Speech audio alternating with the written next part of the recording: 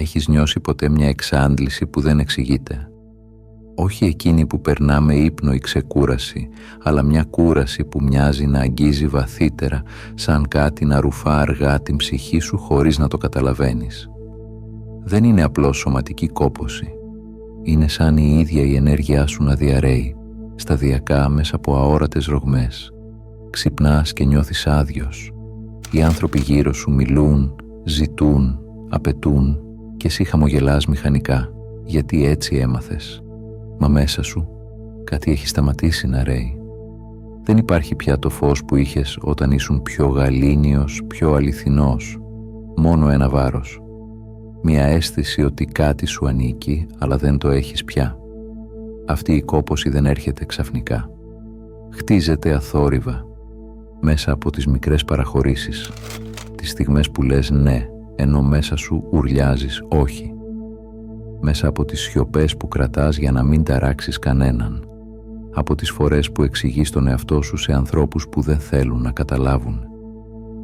Κάθε τέτοια στιγμή αφαιρεί ένα μικρό κομμάτι από την ψυχική σου ενέργεια και μέχρι να το καταλάβεις έχεις γίνει σκιά. Δεν είσαι κουρασμένος, είσαι στραγγισμένος και αυτή η διαφορά είναι θεμελιώδης.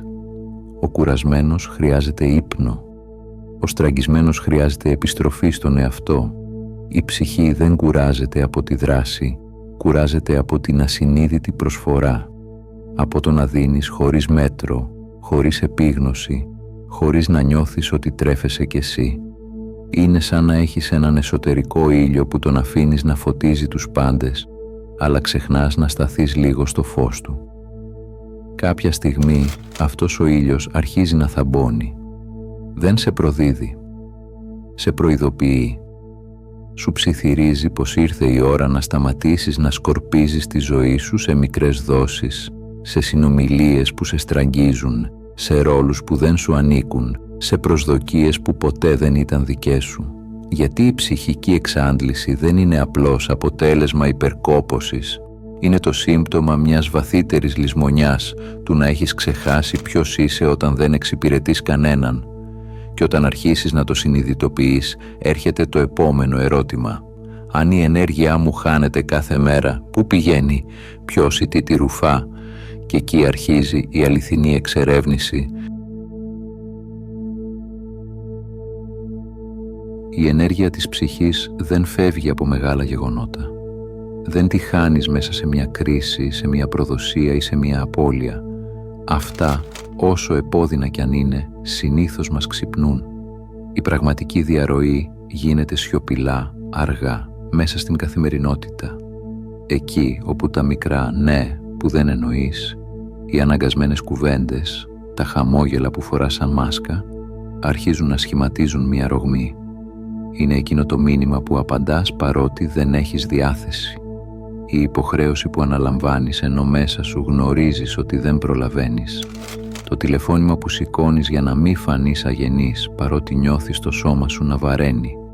Κάθε τέτοια στιγμή είναι μια μικρή διαρροή ενέργειας, τόσο λεπτή που μοιάζει ασήμαντη, μα σωρευτικά σε αδειάζει. Η ψυχή δεν χάνει τη δύναμή της με φωνές και εντάσεις, τη χάνει με ευγένεια. Με εκείνη τη καλή πρόθεση που σε κάνει να βάζεις τις ανάγκες των άλλων πριν από τις δικές σου, μέχρι που ξεχνάς ποιες είναι οι δικές σου. Δεν πρόκειται για εγωισμό, είναι μηχανισμός επιβίωσης, να προσαρμόζεσαι, να είσαι ευχάριστος, να μην χαλάς την ατμόσφαιρα. Όμως κάθε φορά που το κάνεις, κάτι μέσα σου ψιθυρίζει, δεν με άκουσες πάλι. Και όσο συνεχίζεις να μην ακούς αυτόν τον ψίθυρο, η ψυχή αρχίζει να σβήνει σιγά σιγά. Όχι με φωνές, αλλά με σιωπή, μια σιωπή γεμάτη βάρος. Ξυπνάς και δεν θυμάσαι πότε ήταν η τελευταία φορά που ένιωσες πραγματικά ανάλαφρος. Δεν υπάρχει προφανής λόγος, δεν υπάρχει κάποια τραγωδία. Μόνο η αίσθηση ότι κάτι μέσα σου δουλεύει συνεχώς υπερορίες για να κρατά τους πάντες ικανοποιημένους. Η διαρροή της ενέργειας μοιάζει με σταθερή βροχή. Δεν την προσέχεις στην αρχή, αλλά κάποια στιγμή ανακαλύπτεις πως ολόκληρος ο εσωτερικός σου κόσμος έχει πλημμυρίσει από εξάντληση. Και Και το πιο παράδοξο είναι ότι αυτή η εξάντληση δεν προέρχεται πάντα από τους άλλους. Συχνά προέρχεται από εσένα. Από τη δυσκολία σου να πεις όχι, από την ανάγκη να αποδεικνύεις συνεχώς πως αξίζεις. Η ψυχή χάνει δύναμη όταν δεν τη σέβεσαι. Όταν τη βάζεις σε ρόλους που δεν της ταιριάζουν, όταν προσποιείσαι πως όλα είναι εντάξει ενώ μέσα σου κάτι ουρλιάζει για ησυχία. Και το τίμημα δεν είναι απλώς κόπωση, είναι αποσύνδεση. Δεν νιώθεις πια παρόν, σαν να ζεις τη ζωή σου από απόσταση. Η αλήθεια είναι πως κανείς δεν σε στραγγίζει χωρίς τη συμμετοχή σου. Οι άλλοι απλώς πίνουν από το ποτήρι που τους γεμίζεις. Και όσο το γεμίζεις ασυνείδητα, τόσο πιο γρήγορα αδειάζεις εσύ. Η επίγνωση είναι το πρώτο βήμα, να αρχίσεις να παρατηρείς πού πηγαίνει η ενέργειά σου κάθε μέρα. Ποιες στιγμές σε ανεβάζουν και ποιες σε μικραίνουν. Να νιώσεις τη διαφορά ανάμεσα στο δίνω επειδή θέλω και στο δίνω για να μην νιώσω ενοχή. Και τότε, μέσα σε αυτή τη νέα επίγνωση, έρχεται μια βαθύτερη κατανόηση. Ίσως δεν φταίνε οι άλλοι που σε αδειάζουν. Ίσως είναι η αγάπη σου ή μάλλον ο τρόπος που την έμαθες. Γιατί αν μάθαμε ποτέ κάτι λάθος είναι αυτό, ότι για να αγαπάς πρέπει να χάνεις τον εαυτό σου. Αλλά η αληθινή αγάπη δεν είναι προσφορά, αλλά συνείδηση. Από παιδιά μάθαμε πως η αγάπη σημαίνει να δίνεις. Να είσαι εκεί για όλους, να προσφέρεις, να συγχωρείς, να μην κρατάς κακία, να κάνεις υπομονή. Μας είπαν ότι η καλοσύνη είναι το ύψιστο αγαθό. Αλλά κανείς δεν μας είπε τι συμβαίνει όταν η καλοσύνη γίνεται αυτοακύρωση. Κανείς δεν μας προειδοποίησε πως υπάρχει ένα σημείο όπου το να δίνεις πάβει να είναι αγάπη και γίνεται απώλεια. Πως το να συγχωρείς τα πάντα μπορεί να σημαίνει ότι δεν σέβεσαι πια τον εαυτό σου. Και πως η συνεχής διαθεσιμότητα δεν είναι ένδειξη αγάπης, είναι ένδειξη φόβου. Φόβου μήπως αν πάψεις να προσφέρεις, πάψεις και να αξίζεις. Κάπως έτσι μεγαλώσαμε πιστεύοντας ότι η αξία μας μετριέται σε καλοσύνη, ότι για να αγαπηθούμε πρέπει να είμαστε καλοί άνθρωποι. Αλλά τι σημαίνει καλός? Αυτός που δεν αρνείται ποτέ, που βάζει πάντα τους άλλους πάνω από τον εαυτό του, ή μήπως αυτός που αγαπά αληθινά, ξεκινώντας πρώτα από μέσα? Η ψευδαίσθηση της αγάπης βρίσκεται εκεί, στο να νομίζεις πως όσο περισσότερο δίνεις, τόσο πιο άξιος είσαι. Μα η αλήθεια είναι πως όσο περισσότερο δίνεις χωρίς επίγνωση, τόσο περισσότερο απομακρύνεσαι από τον εαυτό σου. Γιατί η αληθινή αγάπη δεν είναι πράξη, είναι συχνότητα. Και η συχνότητα αυτή δεν αντέχει το ψέμα της αυτοθυσίας. Η καλοσύνη που γεννιέται από φόβο δεν είναι αρετή. Είναι φυλακή. Μια φυλακή με όμορφα λόγια, χαμόγελα και κατανόηση, αλλά πίσω από αυτά υπάρχει κούραση, θυμός και σιωπηλή θλίψη. Και το χειρότερο είναι ότι αυτή η θλίψη δεν φαίνεται. Φορά το προσωπείο του «είμαι καλά». Λες και η ψυχή δεν επιτρέπεται να ζητήσει και εκείνη φροντίδα, αλλά η αληθινή καλοσύνη δεν κουράζει. Η αληθινή αγάπη δεν στραγγίζει. Αν τον αγαπάς σε εξαντλεί, τότε αυτό που κάνεις δεν είναι αγάπη, είναι συμβόλαιο. Ένα αόρατο συμβόλαιο που λες μέσα σου. Αν είμαι αρκετά καλός, ίσως μείνουν. Αν προσφέρω αρκετά, ίσως δεν με εγκαταλείψουν. Και κάθε φορά που λειτουργείς έτσι, η ψυχή σου πληρώνει το τίμημα. Γιατί η αγάπη δεν πρέπει να είναι ανταλλαγή ενέργειας, αλλά αντανάκλαση αλήθειας. Όταν αγαπάς αληθινά, δεν δίνεις για να κρατήσεις, δίνεις γιατί ρέεις. Αλλά για να ρέεις πρέπει πρώτα να είσαι γεμάτος. Η αγάπη δεν χρειάζεται να αποδεικνύεται, ούτε να θυσιάζεται για να επιβιώσει. Η αγάπη είναι η φυσική κατάσταση της ψυχής όταν δεν τη φοβάσαι. Και όταν σταματήσεις να τη συγχέεις με την υπακοή, αρχίζει η απελευθέρωση. Γιατί η ψευδαίσθηση της αγάπης δεν είναι τίποτα άλλο παρά ο φόβος να μείνεις μόνος. Και όταν τολμήσεις να σταθείς στη σιωπή αυτής της μοναξιάς, θα ανακαλύψεις κάτι συγκλονιστικό. Δεν ήσουν ποτέ μόνος. Απλώς είχες χαθεί μέσα στην ανάγκη να σε χρειάζονται. Μα ποιοι είναι αυτοί που σε χρειάζονται τόσο? και γιατί η παρουσία τους μοιάζει να σε αδειάζει, ακόμα και όταν φαίνονται καλοί άνθρωποι. Ίσως δεν είναι θέμα κακίας, αλλά ενέργειας. Υπάρχουν άνθρωποι που δεν σου κάνουν κακό με πρόθεση. Δεν φωνάζουν, δεν προσβάλλουν, δεν πληγώνουν συνειδητά. Κι όμως μετά από λίγο μαζί τους νιώθεις περίεργα κουρασμένος, σαν να σε ρούφηξε κάτι αόρατο. Δεν είναι εύκολο να το εξηγήσεις. Απλώς κάθε φορά που τους συναντάς νιώθεις πως μικραίνεις λίγο. Η φωνή σου σβήνει, η ενέργειά σου χαμηλώνει, η σκέψη σου θολώνει. Δεν φταίει πάντα εκείνος που έχει κακή ενέργεια. Συχνά φταίει η δική σου ανάγκη να είσαι το φως στο σκοτάδι του άλλου. Όταν κάποιος έχει χάσει την επαφή με τη δική του εσωτερική πηγή, αναζητά φως έξω του. Κι αν εσύ έχεις μάθει να δίνεις χωρίς μέτρο, γίνεσαι φυσικά ο φάρος που τον τραβάει. Δεν το κάνει από κακία, το κάνει από ανάγκη. Αλλά η ανάγκη του δεν έχει τέλος. Και όσο προσπαθείς να τον θεραπεύσεις, τόσο περισσότερο χάνεις εσύ τη δική σου ισορροπία. Δεν είναι οι τοξικοί άνθρωποι το πρόβλημα. Είναι οι δυνατοί άνθρωποι που δεν ξέρουν πότε να σταματήσουν να είναι σωτήρες. Αυτοί που νιώθουν υπεύθυνοι για τη διάθεση όλων, για την ειρήνη σε κάθε δωμάτιο, για τη χαρά κάθε άλλου προσώπου εκτός από το δικό τους. Αυτοί είναι οι πιο εξαντλημένοι άνθρωποι του κόσμου, γιατί μοιράζουν ζεστασιά χωρίς ποτέ να μένουν δίπλα της για να ζεσταθούν. Το φως σου δεν προορίζεται να φωτίζει εκεί που δεν υπάρχει πρόθεση να ξυπνήσει συνείδηση. Όταν το φως συναντά κάποιον που δεν θέλει να δει, δεν τον φωτίζει, τον τυφλώνει και εκεί αρχίζει το παιχνίδι της ενοχής. Μήπως είμαι σκληρός, μήπως πρέπει να προσπαθήσω κι άλλο. Όχι, δεν είναι σκληρότητα να προστατεύεις το φως σου. Είναι ωριμότητα, γιατί αν συνεχίσεις να φωτίζεις εκεί που το φως σου δεν εκτιμάται, σύντομα θα σβήσεις κι εσύ.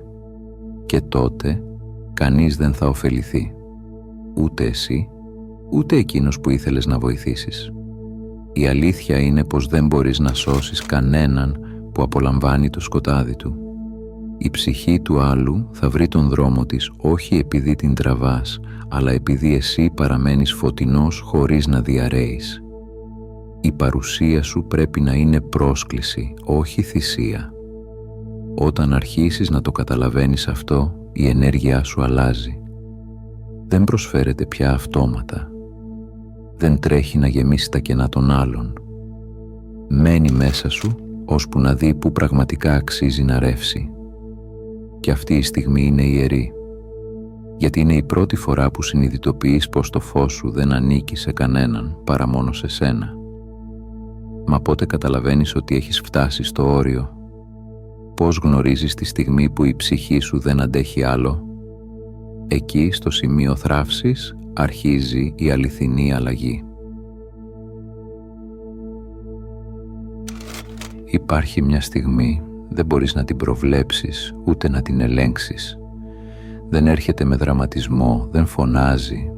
Απλώς μια μέρα κάτι μέσα σου σταματά.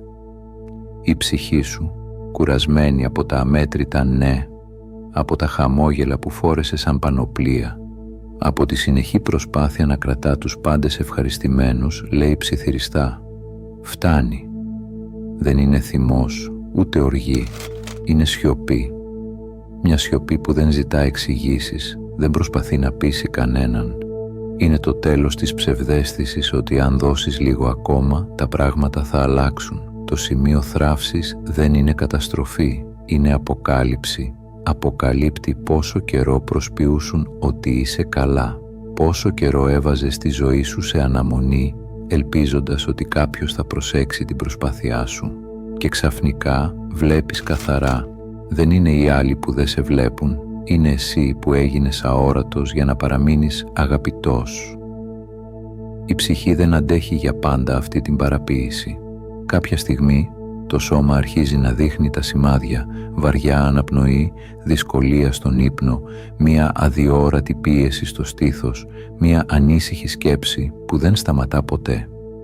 όλα αυτά δεν είναι άγχος, είναι σήματα κινδύνου, είναι η ψυχή που φωνάζει μέσα από το σώμα. Δεν μπορώ άλλο να προσποιούμε. Και αν σταθείς αρκετά ήσυχος, θα ακούσεις το κάλεσμά της. Θα σε καλέσει να σταματήσεις να τρέχεις, να εξηγείς, να αποδεικνύεις. Θα σε καλέσει να σταθείς στη σιωπή, ακόμα και αν τρομάζει, γιατί η σιωπή είναι ο μόνος τρόπος να ακούσεις ξανά τη δική σου φωνή. Το σημείο θράψης είναι ιερό. Δεν είναι η αρχή του τέλους, είναι το τέλος του ψεύδους. Είναι η στιγμή που η ψυχή σου εξαντλημένη αποφασίζει να μην παραχωρήσει άλλο το φως της σε όσους δεν το βλέπουν. Η στιγμή που η ανάγκη για ειρήνη υπερνικά τον φόβο της μοναξιάς. Και όταν αυτό συμβεί, κάτι μέσα σου μετατοπίζεται. Ξαφνικά δεν έχεις όρεξη να εξηγείς γιατί αποσύρεσαι. Δεν έχεις ανάγκη να απολογείσαι για το όχι. Δεν χρειάζεσαι πλέον επιβεβαίωση για να νιώσεις ότι αξίζεις. Αντί για φωνές, έρχεται μια παράξενη ηρεμία, σαν μετά από καταιγίδα. Αυτό είναι το σημείο όπου σταματάς να αντέχεις και αρχίζεις να επιλέγεις. Όπου η αγάπη δεν είναι πια καθήκον, αλλά συνειδητή πράξη. Όπου η σιωπή δεν είναι φυγή, αλλά θεραπεία. Και είναι τότε που γεννιέται η ανάγκη για την πιο δύσκολη, αλλά και πιο λυτρωτική πράξη της ψυχής. Το να μάθεις να αποσύρεσαι. Γιατί το να αποσύρεσαι δεν σημαίνει ότι τα παρατάς. Σημαίνει ότι επιτέλους καταλαβαίνεις πού αξίζει να μείνεις. Το να αποσύρεσαι δεν είναι φυγή, είναι επιστροφή, είναι η στιγμή που σταματάς να εξηγείς, να υπεραναλύεις, να προσπαθείς να διορθώσεις τους άλλους ή να κρατήσεις κάτι που δεν σε κρατά. Η απόσυρση είναι το σημείο όπου η ψυχή αποφασίζει να πάρει πίσω την ενέργειά της. Όχι για να εκδικηθεί, αλλά για να επιβιώσει. Μας έχουν μάθει πως η σιωπή είναι ένδειξη αδυναμίας, ότι όποιος αποσύρεται παρατάει. Μα η αλήθεια είναι ακριβώς η αντίθετη. Χρειάζεται δύναμη για να σωπάσεις εκεί που σε προκαλούν. Χρειάζεται ωριμότητα για να πεις «δεν θα συνεχίσω αυτόν τον κύκλο».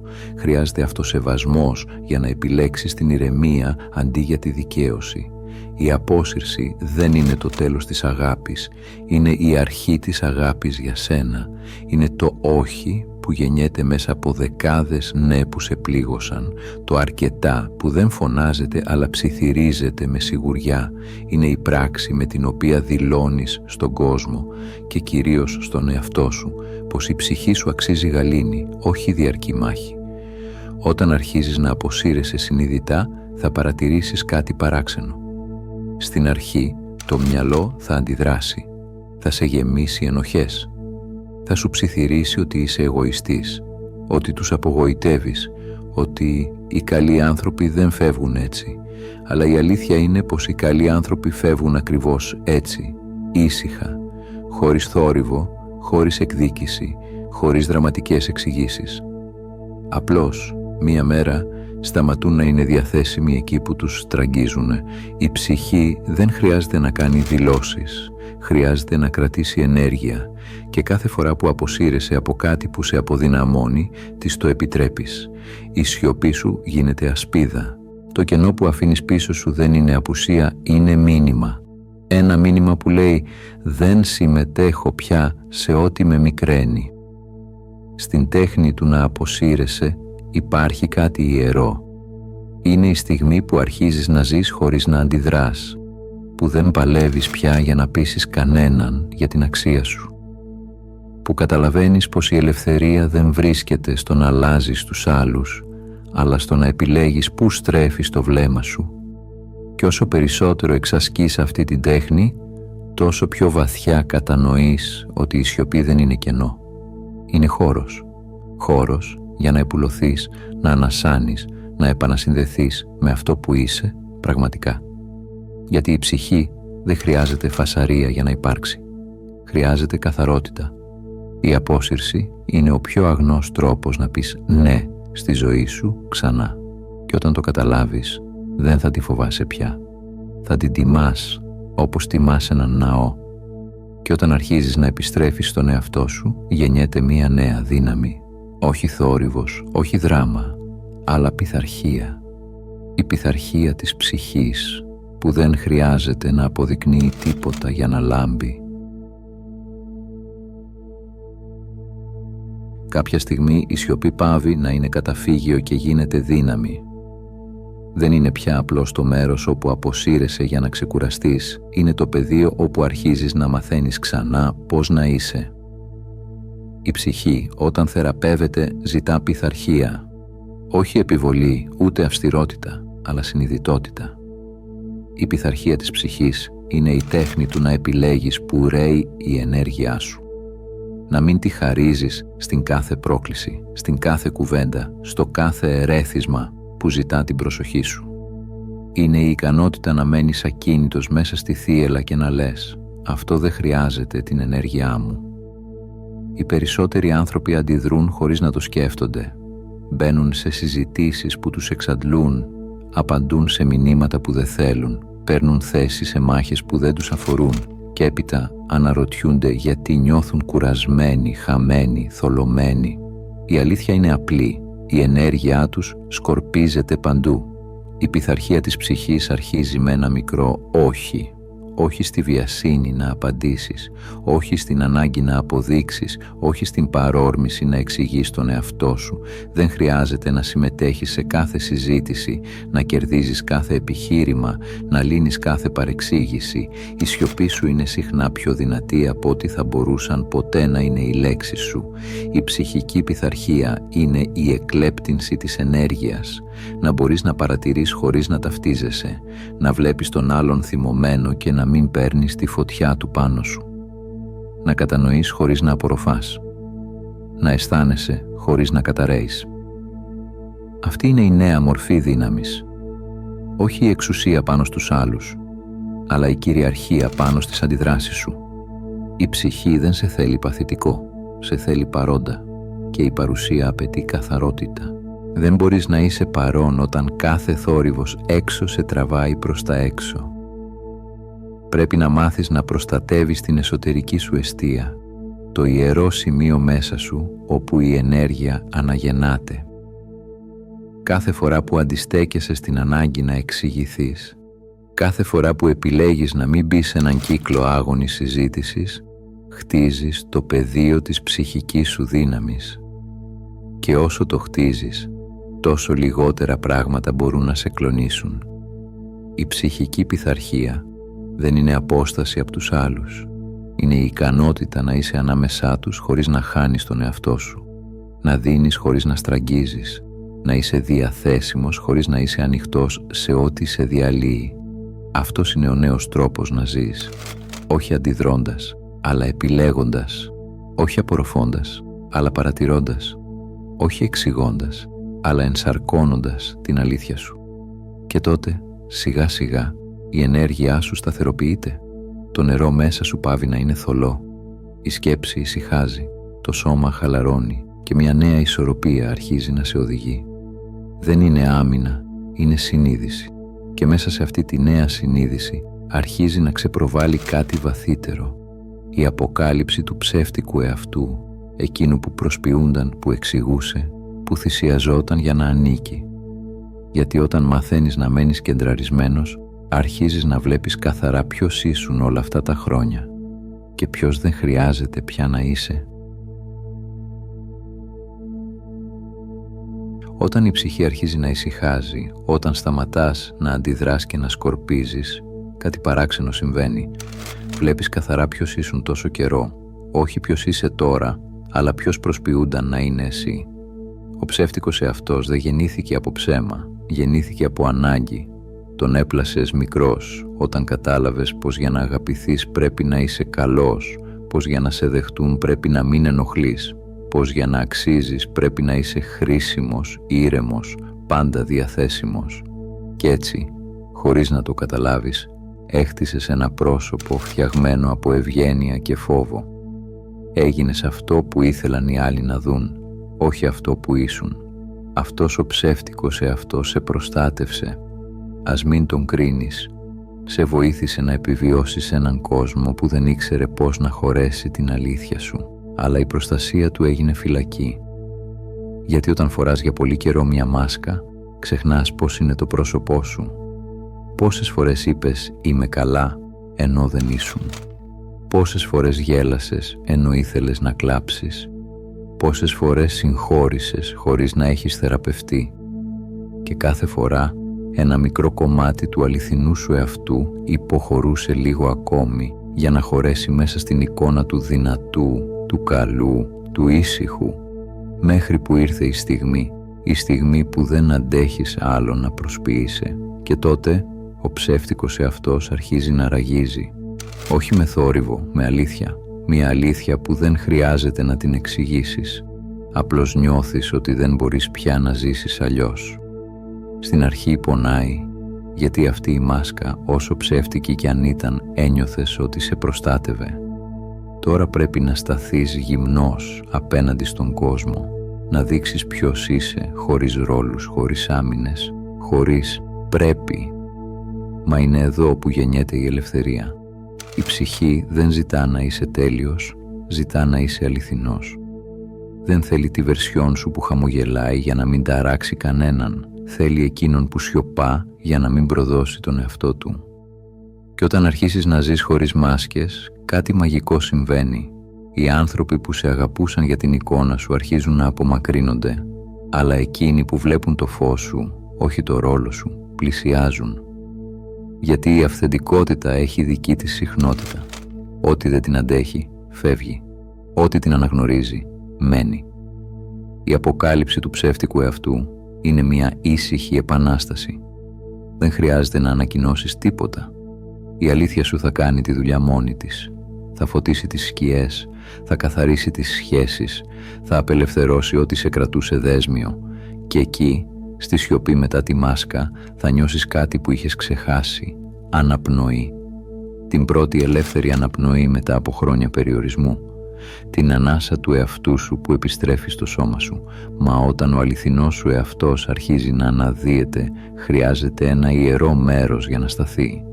Έρχεται τότε η ώρα της ιερής απομόνωσης, όχι ως φυγή, αλλά ως επαναφόρτιση. Όταν πέσει η μάσκα και ο αληθινός εαυτός αρχίζει να αναπνέει, έρχεται μία περίοδος σιωπής. Δεν την επιλέγεις συνειδητά, σε επιλέγει εκείνη. Ξαφνικά δεν θέλεις να μιλήσεις πολύ, δεν θέλεις να αποδείξεις τίποτα, ούτε να εξηγήσεις γιατί απομακρύνθηκες. Απλώς νιώθεις πως χρειάζεσαι χώρο. Η ιερή απομόνωση δεν είναι μοναξιά, είναι θεραπεία. Είναι η στιγμή που το πνεύμα σου ζητά να σε έχει αποκλειστικά, να ξεκουράσει όσα κουράστηκαν να φροντίζουν τους άλλους, να καθαρίσει ό,τι έχει μείνει μέσα σου από παλιές ιστορίες, από λόγια που σε πλήγωσαν, από ενέργειες που σε βάριναν. Είναι σαν το δάσος μετά τη βροχή. Όλα είναι ήσυχα, μα όχι άδεια. Η γη ανασένει ξανά και μέσα στη σιωπή ακούγεται κάτι νέο, η ζωή που επιστρέφει. Έτσι κι εσύ, στη σιωπή αυτή, η ενέργειά σου αρχίζει να επανέρχεται. Δεν χρειάζεσαι πλέον ανθρώπους να σε καταλαβαίνουν, ούτε συνεχείς αποδείξεις αγάπης. Η παρουσία σου αρκεί. Η σιωπή σου γίνεται πλήρης, όχι άβολη. Μαθαίνεις να είσαι με τον εαυτό σου χωρίς να σε τρομάζει η συνάντηση. Η ιερή απομόνωση είναι σαν να επιστρέφεις σε έναν παλιό ναό που κάποτε εγκατέλειψες. Τον βρίσκεις σκονισμένο αλλά ζωντανό. Μπαίνεις μέσα, ανάβεις ένα κερί και καταλαβαίνεις πως εδώ ανήκεις. Εδώ μπορείς να επουλώσεις χωρίς να απολογείσαι. Εδώ δεν χρειάζεται να είσαι τίποτα άλλο πέρα από αυτό που είσαι. Σε αυτή τη φάση η ψυχή σου ξαναβρίσκει τον ρυθμό της. Το σώμα σου ησυχάζει, η σκέψη καθαρίζει και ό,τι κάποτε θεωρούσες πλήξη ή απομόνωση γίνεται τώρα ιερό πεδίο επανασύνδεσης, γιατί μόνο μέσα στη σιωπή μπορείς να ακούσεις ξανά την εσωτερική σου φωνή, εκείνη που ξέρει, πάντα ήξερε ποιος είσαι και τι χρειάζεσαι. Μέσα σε αυτή την απομόνωση δεν χρειάζεται να δουλέψεις τον εαυτό σου, απλώς να τον αφήσεις να υπάρξει. Η επαναφόρτιση δεν έρχεται από προσπάθεια, αλλά από επιτρεπτικότητα. Από το να αφήσεις τη ζωή να σε γεμίσει ξανά, χωρίς έλεγχο, χωρίς βιασύνη. Και όταν αρχίσεις να νιώθεις ξανά τη ζωντάνια μέσα σου, Θα δεις πως κάτι έχει αλλάξει ανεπαίσθητα, αλλά βαθιά. Δεν θες πια να επιστρέψεις εκεί που ήσουνα. Θες να προχωρήσεις εκεί που είσαι έτοιμος να υπάρξεις. Η ιερή απομόνωση σε διδάσκει ότι η ενέργειά σου δεν χρειάζεται πάντα να δίνεται. Μερικές φορές χρειάζεται απλώς να μείνει μαζί σου, να μαζευτεί, να δυναμώσει, να αποκτήσει βαρύτητα, μέχρι που γίνεται φως πάλι, όχι διάχυτο, αλλά καθαρό, σταθερό, συνειδητό. Και τότε έρχεται η στιγμή που αυτό το φως θέλει να σταθεί ξανά μέσα στον κόσμο. Όχι για να σώσει, αλλά για να υπάρξει. Είναι η στιγμή που η ψυχή σου έχει επανενωθεί με τη δύναμή της. Η στιγμή που δεν σε καθορίζει πια η έλλειψη, αλλά η πληρότητα. Όταν επιστρέφεις από τη σιωπή, δεν είσαι πια ο ίδιος. Η ενέργεια σου έχει αλλάξει. Δεν τρέχεις πια πίσω από τους ανθρώπους, δεν εξηγείς, δεν αποδεικνύεις, δεν υπεραναλύεις. Υπάρχει μια ηρεμία μέσα σου που δεν χρειάζεται εξηγήσεις. Και αυτή η ηρεμία είναι η νέα σου συχνότητα. Η νέα συχνότητα δεν είναι κάτι που αποκτάς. Είναι αυτό που αναδύεται όταν σταματάς να είσαι αυτό που δεν είσαι. Δεν έχει ήχο, αλλά έχει παρουσία. Όταν μπαίνεις σε έναν χώρο, δεν χρειάζεται να πεις τίποτα. Η ενέργεια σου μιλά πρώτη. Είναι η συχνότητα του ανθρώπου που έμαθε να μη σκορπίζει πια, που έμαθε να δίνει μόνο εκεί που υπάρχει αλήθεια, να αγαπά χωρίς να εξαντλείται, να ακούει χωρίς να απορροφά, να συγχωρεί χωρίς να ξαναπληγώνεται από την ίδια ιστορία. Κάποτε νόμιζες πως η δύναμη είναι να αντέχεις. Τώρα καταλαβαίνεις πως η αληθινή δύναμη είναι να μην επιτρέπεις σε τίποτα να σε απομακρύνει από την ειρήνη σου. Να μπορείς να σταθείς ανάμεσα σε θόρυβο και να μείνεις σιωπηλός ανάμεσα σε προβολές και να μείνεις αληθινός ανάμεσα σε απώλειες και να μείνεις γεμάτος. Η νέα συχνότητα είναι καθαρότητα και η καθαρότητα δεν είναι απομόνωση, είναι διάβγεια. Δεν σημαίνει ότι δεν πονάς, σημαίνει ότι δεν χάνεσαι πια μέσα στον πόνο, ότι τον βλέπεις, τον αναγνωρίζεις και τον αφήνεις να περάσει όπως περνά ένα σύννεφο μπροστά από τον ήλιο χωρίς να τον σβήνει. Όσο πιο πολύ μένεις σε αυτή τη συχνότητα, τόσο περισσότερο βλέπεις τον κόσμο να αλλάζει γύρω σου. Όχι γιατί οι άνθρωποι άλλαξαν, αλλά γιατί εσύ δεν δίνεις πια ενέργεια στις ίδιες σκηνές. Το πεδίο σου καθαρίζει. Και όταν καθαρίζει το πεδίο, αλλάζει η πραγματικότητα. Οι σχέσεις γίνονται απλές, οι αποφάσεις ήσυχες, οι στιγμές πιο γεμάτες. Η ζωή δεν τρέχει πια μπροστά σου. Την κρατάς στα χέρια σου με ευγνωμοσύνη και επίγνωση. Η ψυχή σου δεν αναζητά πλέον ασφάλεια. Αναζητά ελευθερία. Και αυτή η ελευθερία δεν είναι φωνή, δεν είναι αντίδραση, είναι στάση. Είναι η αίσθηση ότι δεν χρειάζεται να κάνεις τίποτα για να αξίζεις. Ότι είσαι ήδη αρκετός, ήδη πλήρης, ήδη φως. Η νέα συχνότητα δεν επιβάλλεται, ακτινοβολεί.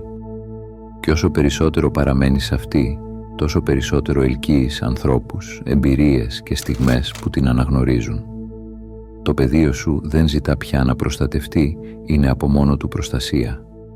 Κι έτσι, σιγά σιγά, συνειδητοποιείς πως το ταξίδι δεν ήταν ποτέ για να αλλάξεις τον κόσμο, αλλά για να θυμηθείς ποιος τον δημιουργεί. Εσύ. Όλα όσα πέρασες, οι διαρροές, οι σιωπές, οι αποσύρσεις, οι αποκαλύψεις, ήταν απλώς ο δρόμος της επιστροφής. Η επιστροφή σε αυτό που υπήρχε πάντα μέσα σου, την καθαρή, άθικτη ενέργεια της ψυχής σου. Κι αν υπάρχει ένα μόνο μήνυμα που αξίζει να μείνει στο τέλος, είναι αυτό. Η ψυχή σου δεν είναι πεδίο μάχης. Είναι φως. Και κάθε φορά που επιλέγεις την ειρήνη, το φως αυτό μεγαλώνει μέχρι που γίνεται ολόκληρη η ζωή σου. Αν έφτασες μέχρι εδώ, θέλω να σου πω ένα μεγάλο ευχαριστώ που ήσουν συνοδοιπόρος στο ταξίδι μου. Αν έμαθες κάτι από αυτό το βίντεο, μπορείς να πατήσεις like, να κάνεις εγγραφή ή να αφήσεις κάποιο σχόλιο. Αν πιστεύεις ότι αυτό το βίντεο μπορεί να βοηθήσει κάποιον, μοιράσου το μαζί του. Αν θέλεις να στηρίξεις τη δουλειά μου, μπορείς να κάνεις μία μικρή δωρεά από το link που θα βρεις στην περιγραφή.